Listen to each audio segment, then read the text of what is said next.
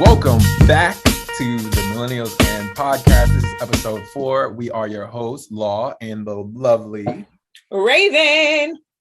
And on episode 4, we want to cover something that I think all of us have a little skin in the game on.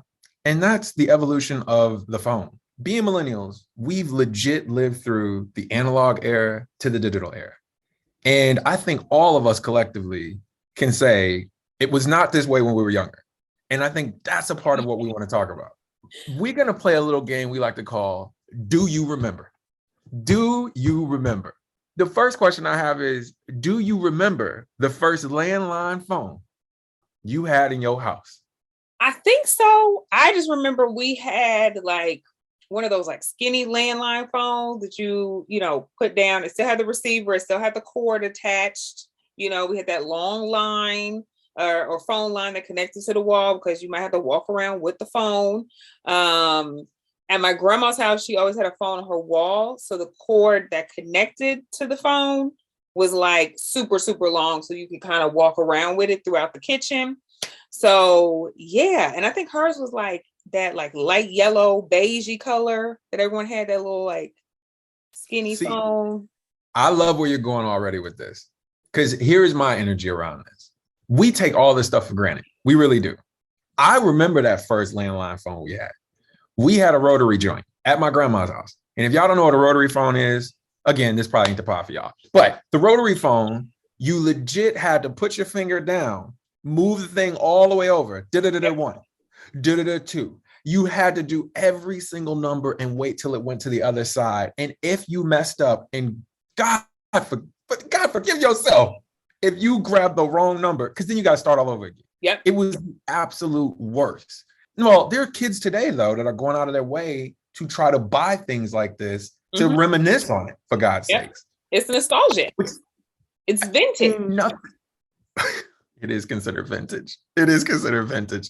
But no, I think the weirdest part about that was you had a phone and it was just one phone in the house. Y'all didn't have cell phones, so you have one phone in the house. So any calls that come through anything, it was all funneled through one phone. And that phone was in one destination. It was either on like its own little desk or was mounted on the wall. And if it was mounted on the wall, you couldn't move it around at all. But if it was on the desk, sometimes people will have those long coiled cords. And I know you know what I'm talking about. Them things would extend for like 10 feet. Yep. You would go from one room to the next. And you had to grab the phone. The phone wasn't light either.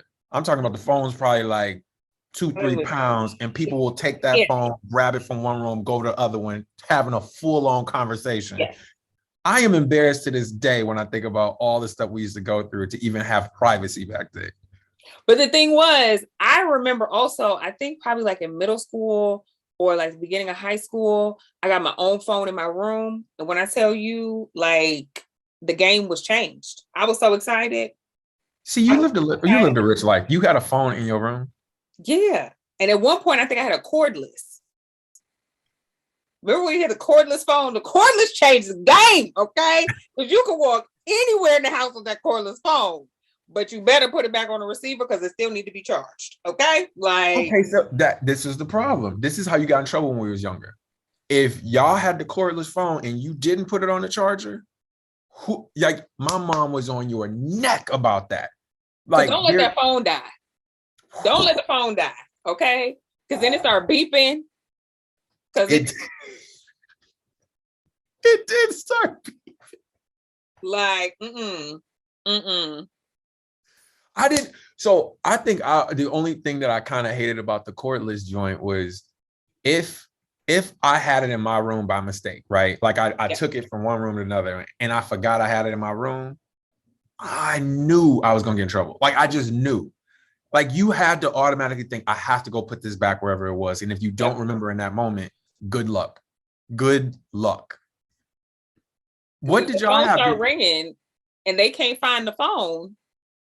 Where is the phone? Because you can't pick it up from nowhere else. They didn't, like back then, they didn't have multiple phones for the same receiver. It was like you had that one cordless phone and the base. And then you would have to get another cordless phone with a different base if you wanted it somewhere else in the house. And it was like, I was talking to my aunt about this whole thing. I was asking her, I'm like, yo, do you remember any of the things that were happening around the phones back in the day?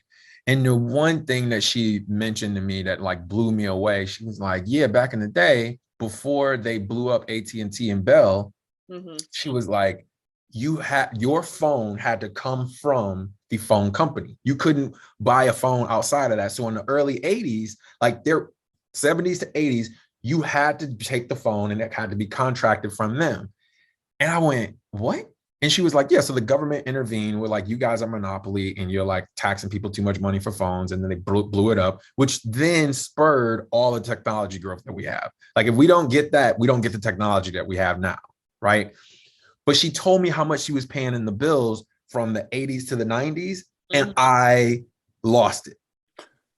So let me tell you, she goes, one, to just get the basic phone service was around $30 per month, which today's money, that would be like $53 a month. Okay. And then she said, you also had to get a phone from them. That phone would be anywhere from $70 to $100, like period. Like you had to pay $70 to $100 for the phone. And then she said, but that basic phone service does not account for what they call long distance calling. Long distance. And I know you remember this. Yes. Long distance was considered anything beyond your city's limits. Literally. So if you live in, I don't know, if you live in Jersey City, but the other person lives in, I don't know, Union City, New Jersey, which is they're right next to each other. That's considered long distance. Yeah. And for every single minute you were on a call from long distance, that was 10 cents a minute. And on top of that, she's like, if you wanted to call another country, that was $2 a minute. I can't imagine we ain't talking. Like, oh, you better write me a letter, an email, a fax, or something. Not a letter. We're not going to be on the phone. I can't imagine. First, just thinking about this.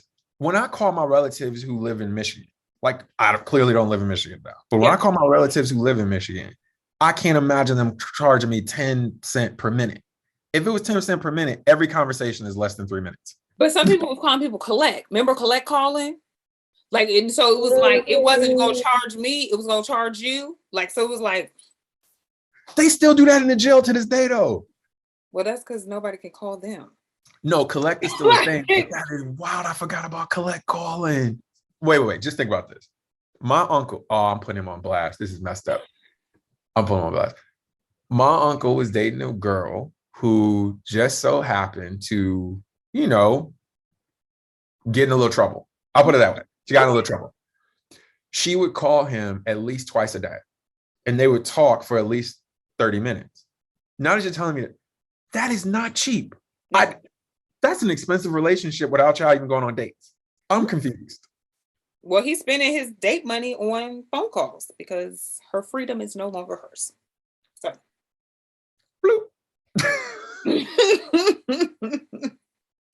But okay, wait.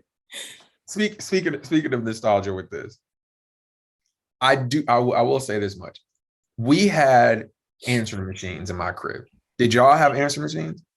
Yes. I think my dad at his house probably like just got rid of his answer machine probably within the last like 10 years. Like they always had a separate one. Even when you call his house today, he still has like a message. You leave the message, he'll listen to them.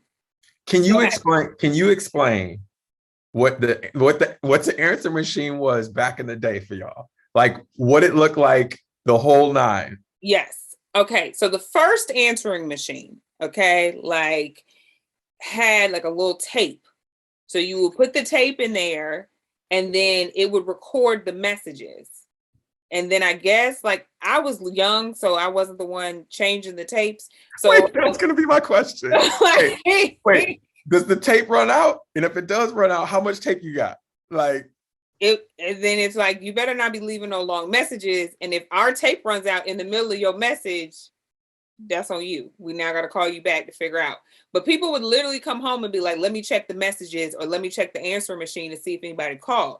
Before that, if you don't have no answer machine, if somebody called you, you was just SOL. Like you didn't know who called you. There was no caller ID. There was no nothing. So it was like, oh, I called you. Well, I wasn't home. I'm supposed to know you called me. You know what I'm saying? There's a little bit of freedom to that because there's a lot of anonymity. Like you could just be like, well, I didn't know. Now we got too many things that tells you when somebody calls to be like, you can't say you didn't know that somebody called you.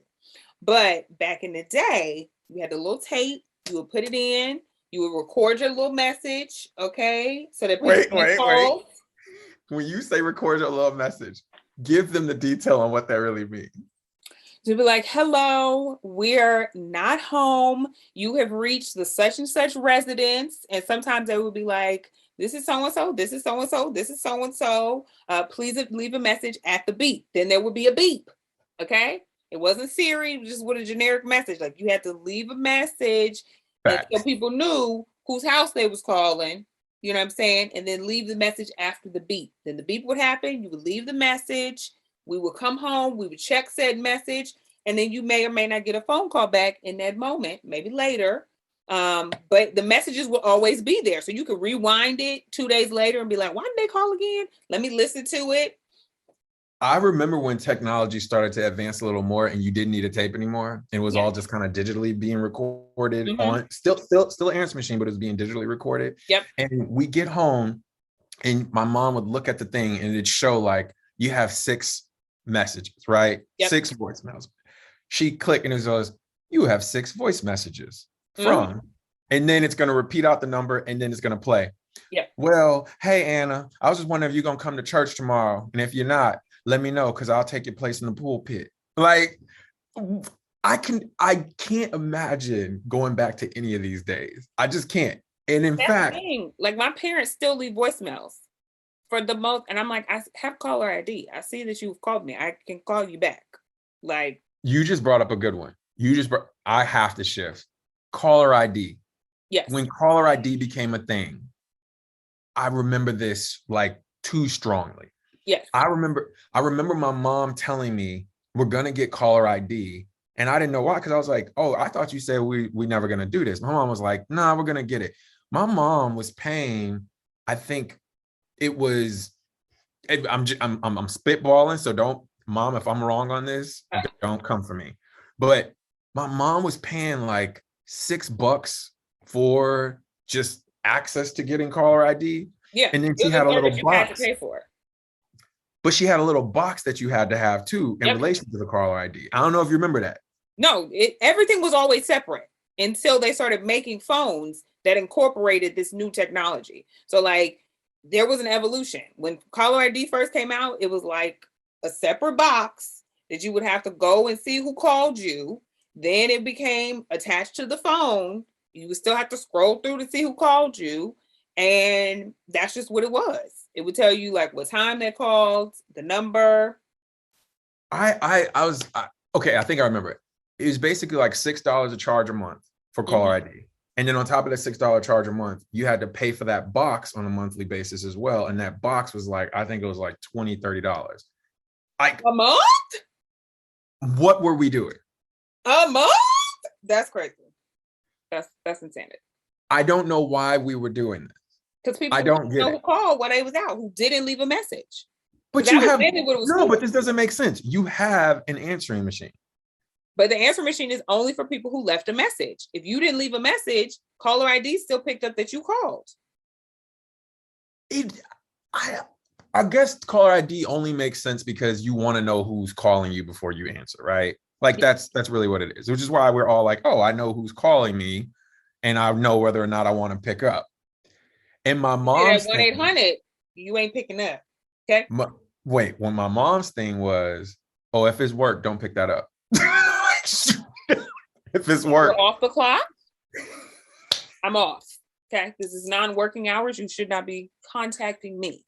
Okay. But that should not be the reason why you have a caller ID. That should not be the reason. She felt as though her $26 a month was well spent to not have to answer calls from work. Okay. So in your mind, caller ID was worth it. In her mind, it was. I'm like, I probably would have been like, them telemarketers, because that was a big thing back in the day too. That was one of my first jobs, was to call people to do surveys. I don't want to answer the phone. I'm gonna look at the number and be like, no, I'm good. So I might pay the $26 not to be bothered by y'all at dinner time. I think that the thing that I hated about caller ID though is the incessant, I have to go see what's happening on that little box before I pick up. Like, don't pick up the phone. Like everybody's mad if you picked up the phone before seeing the caller ID. And I'm like, man, who is it gonna be? Like It could be somebody they didn't want to talk to. You don't know you don't know the drama. You didn't know the beef. You know what I'm saying? Shirley tried to upstage me at church. Don't answer her phone call.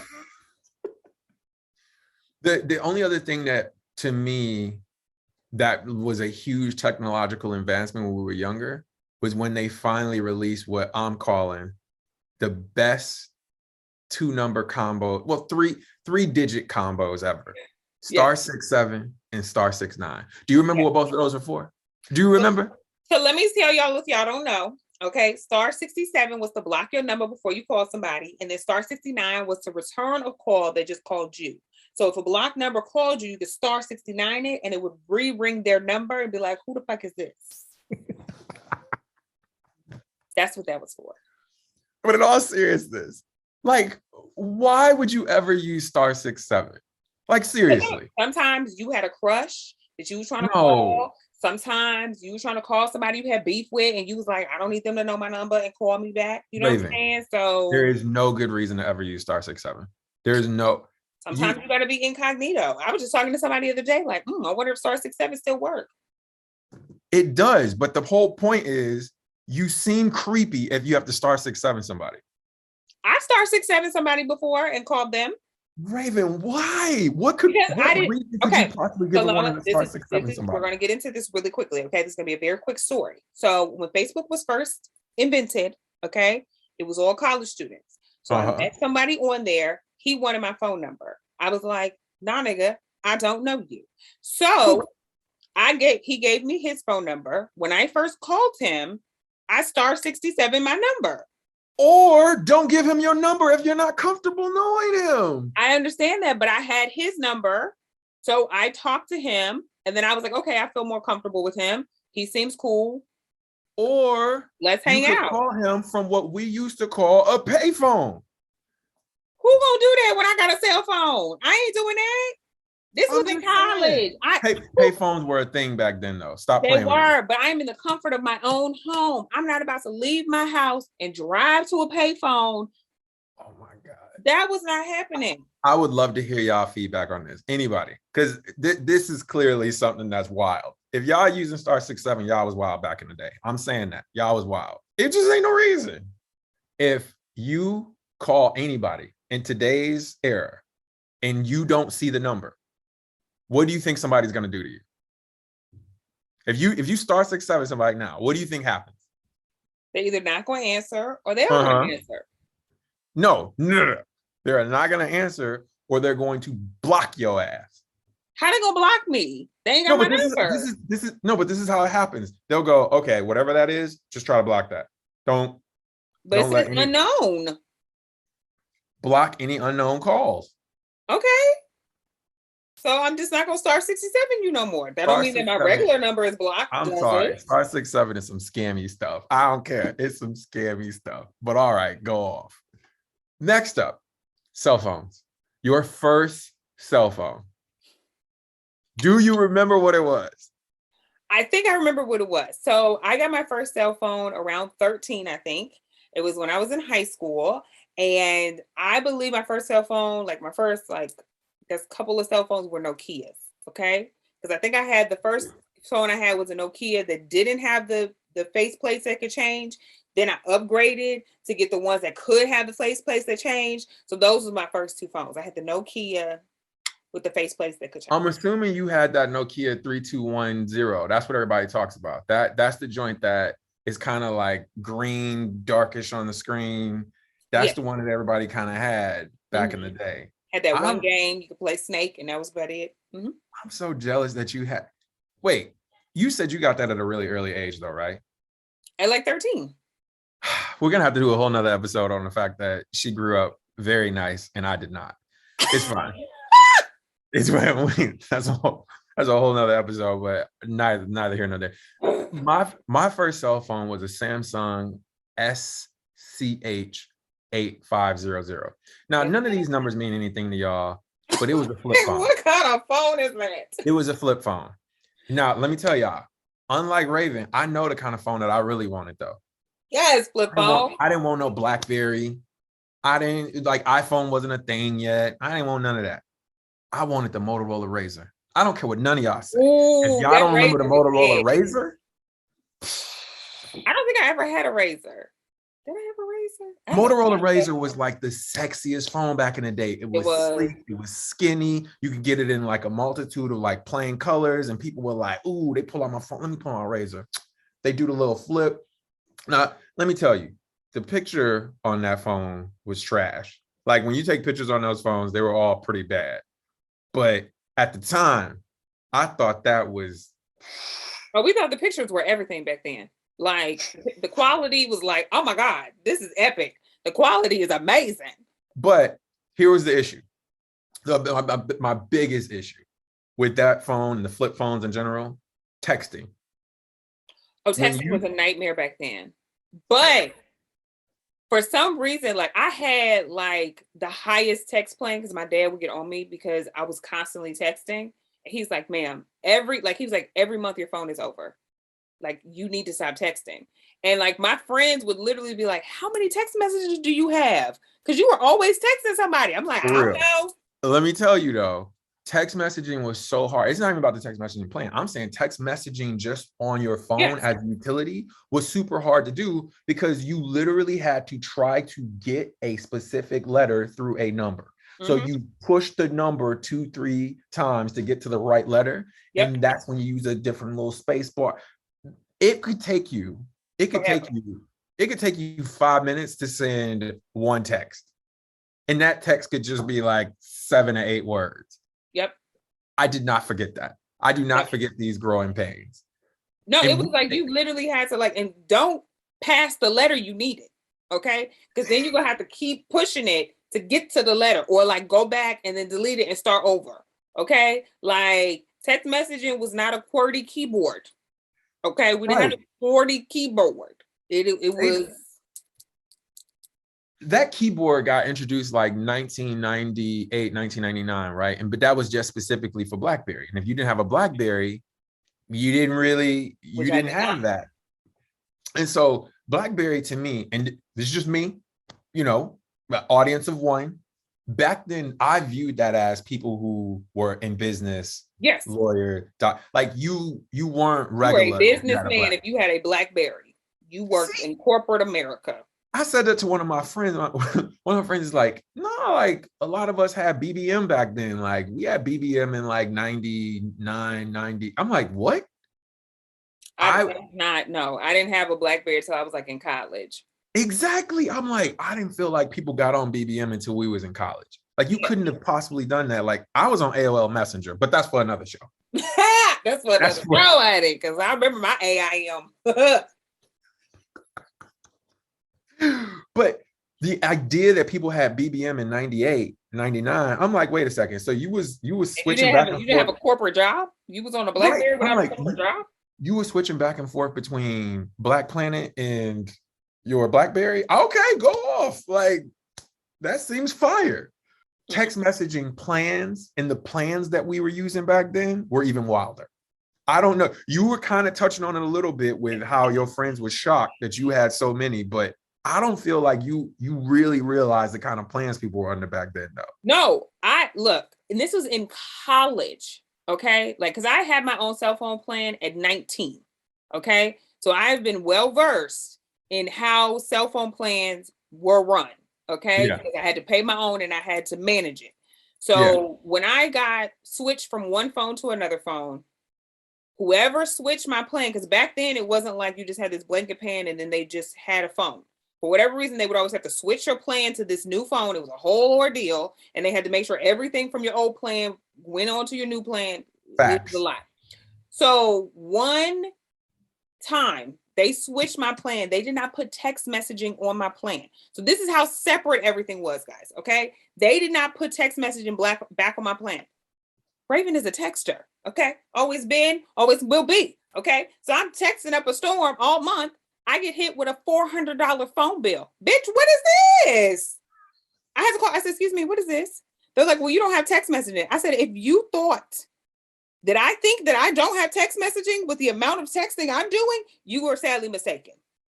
You are sadly mistaken if you don't think that I'm over here texting up a storm and I don't think I have text messaging on this plan.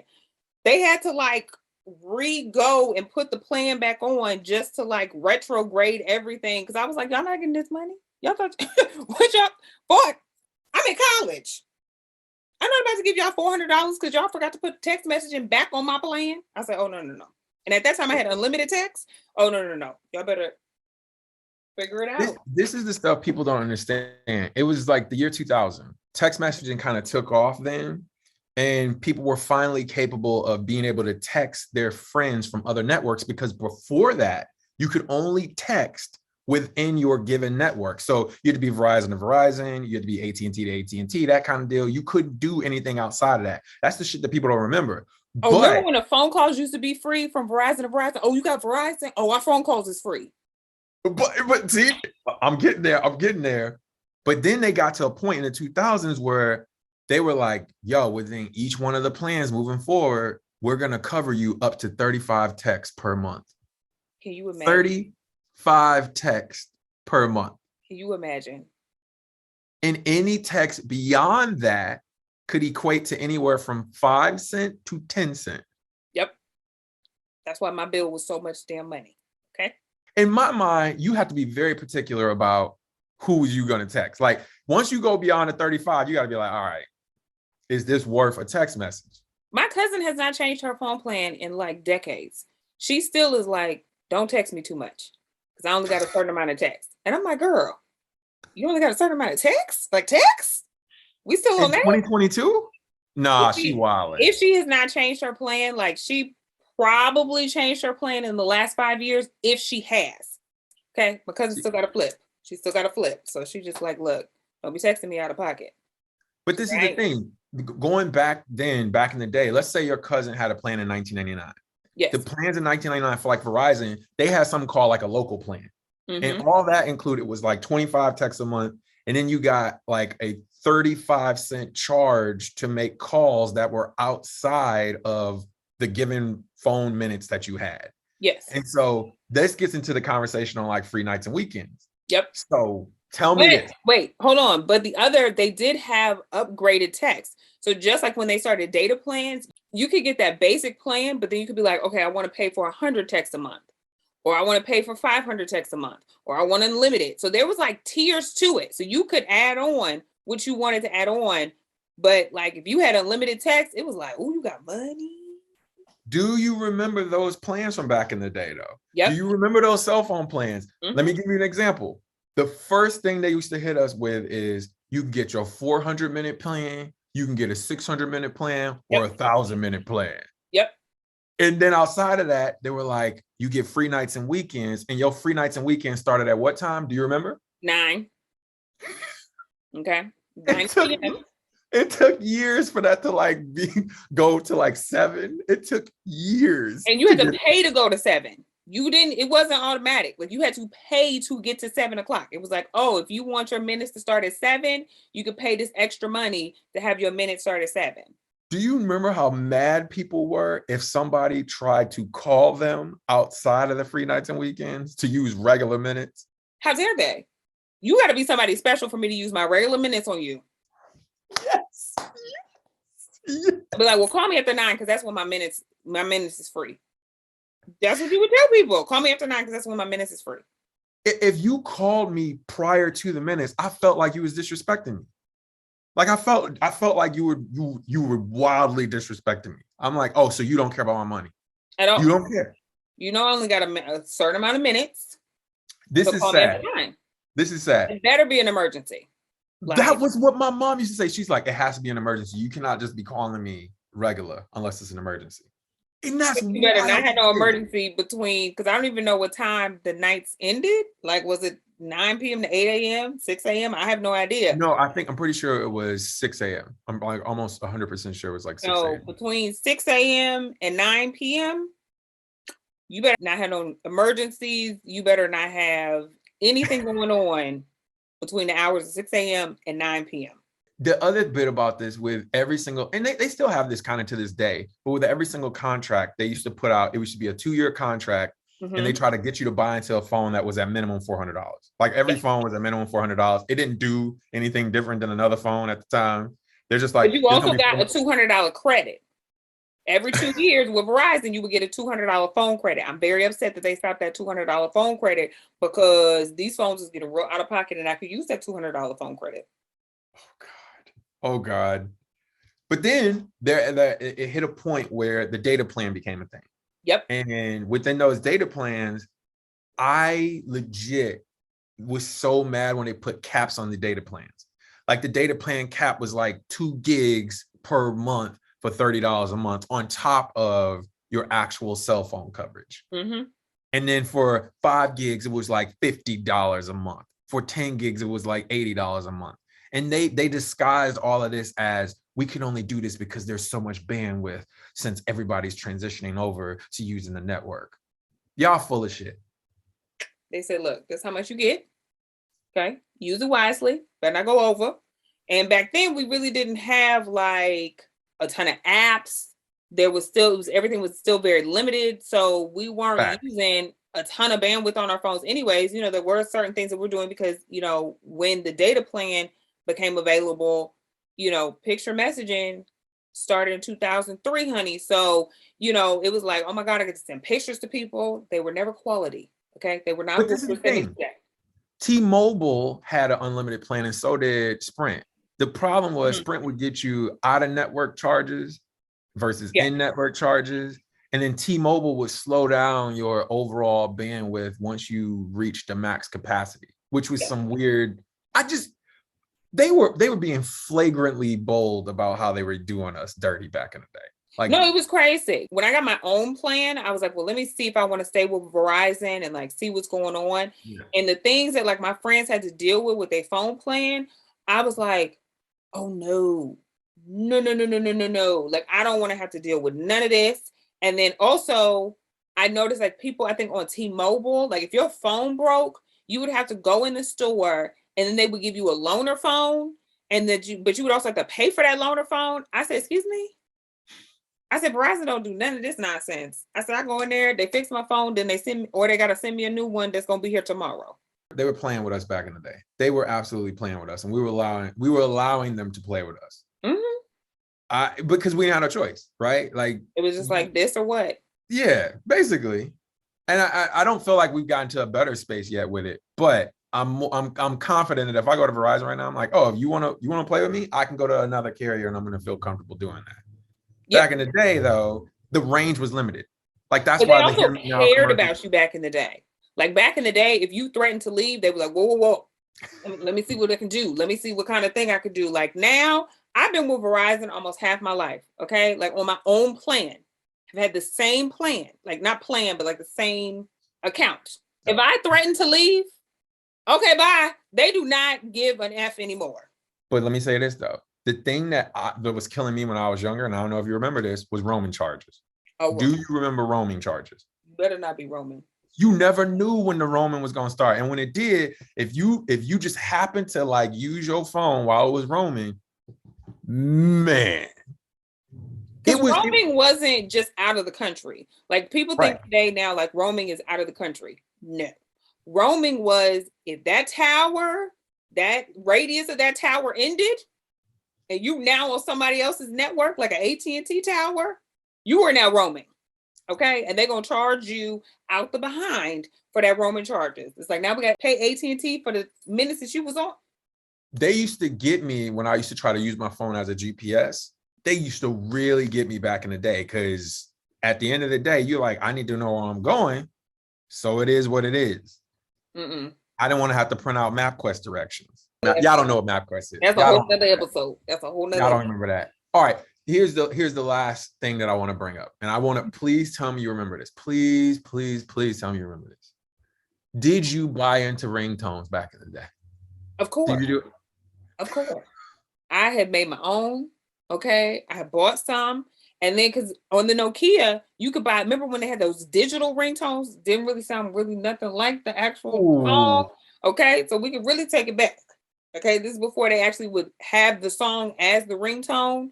I think there was a part where like, well now on, Apple, if the song is on your phone, you can use that as your ringtone. My phone is always on silent or vibrate, so we ain't got no ringtones. But that's an option you could do. You couldn't do that before. You had to buy it. It was Right. like, a couple dollars or whatever. Then if you wanted a few, you know what I'm saying? If you want to be fancy and have like a regular ringtone and then special ringtones for people, that was a whole nother thing. But I've gotten in trouble for ringtones that people have had for me. Let me tell you, the ringtone thing was such. I swear to you, from I want to say, well, 01 to like 2010, ringtones had like peaked. I know from 03 to 2000, I want to say 6 alone, it went from like a $68 million business to a $600 million business. Okay, That's that how was when we was in college. We definitely had the ringtones. that's how big a deal ringtones were. I don't feel Yes. like talking to like kids about this today, I don't think they would have any idea how important ringtones were to us. I remember at one point in 09, Lil Wayne has the highest selling ringtone of all time with Lollipop. That's not a joke. It went 5 times platinum. Makes sense. The ringtone. My first ringtone, and I am not embarrassed to say this, and I'm very, very much confident in this, was everybody in the club getting tipsy. Okay. You said, look, I'm gonna let them know. I'm gonna be in the club with my vest on, getting tipsy. Okay. I'm gonna let them know. And,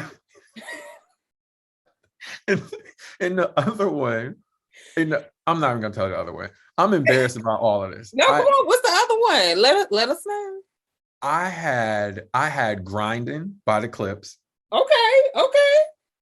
And then I also had When the Last Time You Heard It Like This by the Clips. Here's the problem though. Here's the problem with all of this. One, I'm not out here slanging anything. I'm not. I'm absolutely not. Two, I've not drank a day in my life. Why am I listening to everybody in the club getting tipsy? Why? Why am I doing that? Why? It seems like everyone else in the club is getting tipsy. Okay. And why did I You wanted people to know you was the life of the party, even if you didn't get tipsy. Okay. You was like, let me let you know where I'm at on a Friday. Okay. And at one point, there was a shift in the ringtone games, whereas we all went, I don't want my ringtone ringing. And then once you got into a professional setting, you knew your tipsy can't be going off in the middle of a meeting. Nope. You can't you can't have I don't know what they heard about me. You can't have that going off in the middle of a meeting. So most of us don't even have ringtones anymore. Most of us. I get so annoyed anytime I hear any notification go off for anyone's phone. I'm like, why is your phone on? Like, why? I'm not trying to be rude, but seriously, nobody wants to hear this. Nobody. Like the dings, all of the things. Like the only thing that I want to hear is when my alarm goes off. Other than that, I don't need all the dings. I don't even like all the notifications. Most of my apps don't even have notifications turned on. I don't want to see it. If we're in public at all, I don't care if it's public transit, out to dinner, if your phone is consistently like, I can hear the notification, again, I just feel like you disrespected me. Like if we're out and we're a group, I'm not saying I don't know you, but if we're in a group and I'm like, bro, come on, man. I don't know. Like, I don't know anyone whose phone is on, like sound. I could tell you the kind of people that do that, but then y'all gonna be mad at me because I'm saying it. So I'm gonna shut up. The only people I know whose phone is on sound is like older people. But then also, like half the time, my mom can't hear her phone anyways. So I'm like, what is the purpose of it being on the sound if you can't even hear it? Here's the last thing I'm gonna bring up, and then we'll close this episode out. I do also remember there was a transition where there was a lot of people doing this because my mom still does it to this day. And I love you, Mom. No shot at you, but Jesus, stop. She and a lot of other people, if you call their phone, a ringback tone. Yes. There is a ringback tone. Yes. And I don't understand. I do not understand. It was great. Like my mom didn't understand the difference between a ringback tone and a ringtone. So like one time she was like, can you make my ringtone Khalees milkshake? I don't know why she wanted this. Does she not? And I was like, okay. And then I was like, why does she want this to ring and then she was like, it's not playing the song. And I was like, oh, you want it to be your ring back tone. Like you could set ring back tones for certain people. You could just have a general one for anytime somebody calls you. I definitely paid Verizon for a ring back tone. I don't know if it was on. Aren't you embarrassed? No, it was Aren't amazing. you embarrassed? Okay. I was ahead of my time at the time. Okay. So, because I think when I got it, Verizon was like the only person that did it. Like I didn't know anyone who wasn't on Verizon who had a ringback tone. Everyone that I knew that had a ringback tone was on Verizon. I don't know if any other carriers ever offered it. So I was fancy. Anyway, that is our episode. I hope y'all enjoyed this bit of nostalgia we just gave y'all. We'll be back with episode 5. I don't know why she's doing this. We'll be back with episode 5. We'll see y'all soon. Peace.